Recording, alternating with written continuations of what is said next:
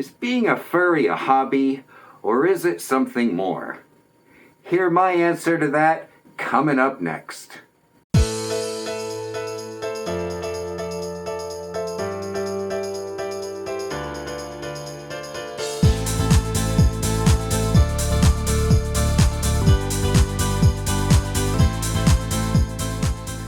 No, I'm in here in the studio. Yes, I'm going to do the bit where I abruptly turn around to the camera and act surprised. Oh, hello. I'm Fenric the Furgotten Wolf, and I'm going to answer the question, is being a furry a hobby? But before we get into that, hello, I am a brand new furry and a brand new YouTuber. And as such, sometimes I have ideas for videos that don't go quite according to plan. And so, while I was actually going to tackle 2 topics in this week's video, I'm just going to do the one, is furry a hobby? But before we get into that, I have a little bit of a bone to pick and a little bit of a rant to go on. You see, there is something going on in the furry fandom right now, and, well, some people call it a sport. I happen to think it is cruelty to animals. And so, what's going on is they take the young furs, actually furries of all ages, and they force them to compete in dance contests for the amusement of spectators. Now, I think this is just what? What? Oh, they volunteer. Oh, well that's, well, they look like they're in pain. Oh, those are just the dance moves. Okay, well, never mind about that. Moving on. Okay. Do you want to know my answer to the question, is being a furry a hobby? Well, of course you do. Why else would you be here? So let's just dive right in, shall we?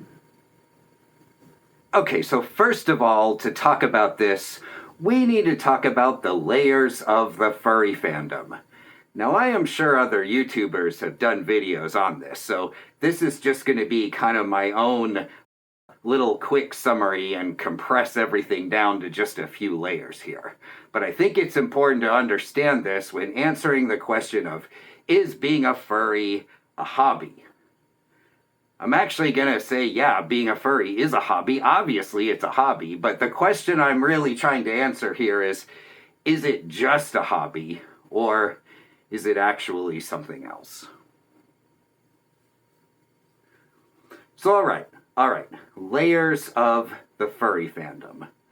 First of all, you have the surface layer.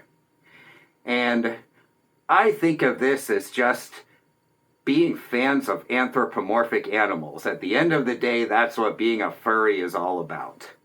And you don't really need to do anything to necessarily be a fan of anthropomorphic animals other than just say you're a fan of anthropomorphic animals.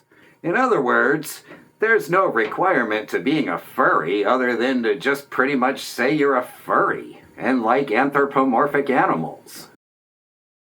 And then there's the second layer. Now, the second layer I think of as sort of everything we do in the fandom. So, frequenting online spaces, going to furry conventions, buying furry art, making furry art, wearing a fursuit, making fursuits. All of this stuff is what I think about, the second level of the furry fandom. It is all about expressing our excitement and enthusiasm for being fans of anthropomorphic animals. But then under that, right, so those are the top 2 layers, and that's where I consider, yes, that is a hobby. I might dress up in the fursuit. Oh, I called it a fursuit. I'm not supposed to call this a fursuit.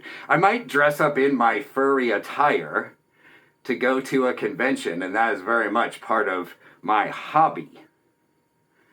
But there is another deeper layer.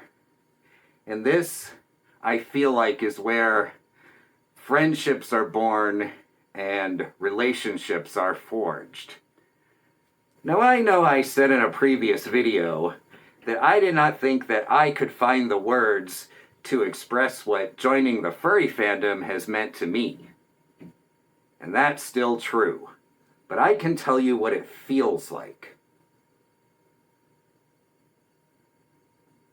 It feels like identity and self-expression. It feels like community. It feels like inclusion. It feels like acceptance. And it feels like giving ourselves permission to have fun and be silly. But there is something deeper here. There is something deeper. I have heard from so many of you who have told me about how you considered yourself broken in some way, and that you felt like finding the furry fandom helped you along your path to healing. I have heard from many of you who were going through a really difficult or challenging time in your life, and finding the furry fandom helped you with that.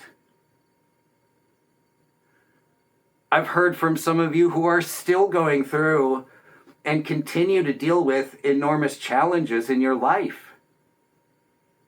And you've told me how this community has lifted you up.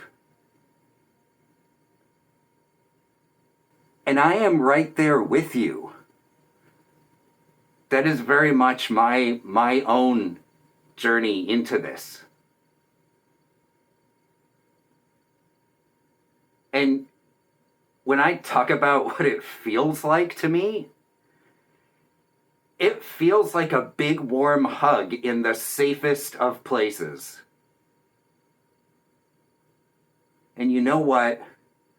I think that is pretty damn special.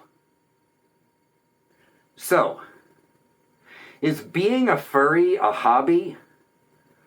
Well, of course it is. But is it just a hobby? Well, I think to describe it that way might be selling ourselves a little bit short. Because this community is full of amazingly friendly, spectacular, wonderful, talented people. And I am so happy that I found you.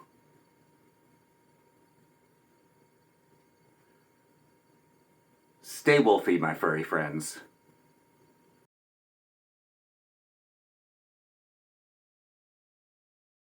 Blah, blah, blah, blah, blah, blah, blah. Oh, I am such a pretty wolf. I am such a pretty wolf.